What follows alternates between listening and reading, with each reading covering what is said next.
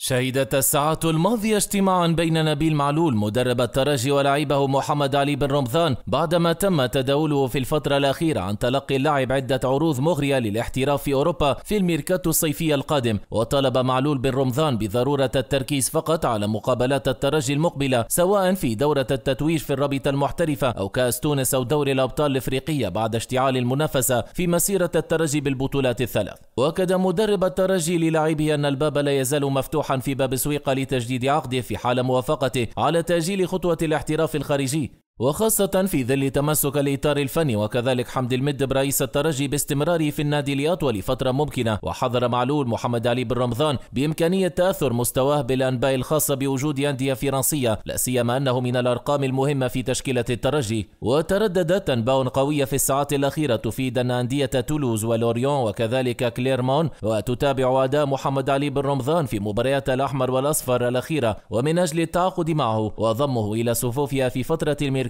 الصيفي المقبل. من جانب آخر، أفادت بعض المصادر منذ يوم الجمعة أن حمد المدب رئيس الترجي تلقى تطمينات من الليبي حمد الهوني لاعب الفريق بمواصلة التجربة وتجديد العقد مع الأحمر والأصفر. وينتظر المدب في الساعات المقبلة قرار الهوني الأخير بشأن التجديد لغلق هذا الملف بالحصول على توقيع النجم الليبي لموسم إضافي على الأقل مع رفع راتبه السنوي إلى أكثر من 400 ألف دولار، فضلا عن حوافز ومنحة مالية يناله اللاعب وفقا لمستواه رفقة الترجي مستقبلا. ويأتي هذا التطور بعدما قرر حمد المدب رئيس الترجي في وقت سابق التحرك لتجديد عقود أكثر من لاعب في صفوفه ويتصدرهم حمد الهوني وغيلان الشعلالي لتوفير أجواء الاستقرار في تشكيلة الترجي خلال الفترة المقبلة ولتحقيق ثلاثية تاريخية بالفوز ببطولة تونس وكذلك كأس تونس ودوري الأبطال الإفريقية.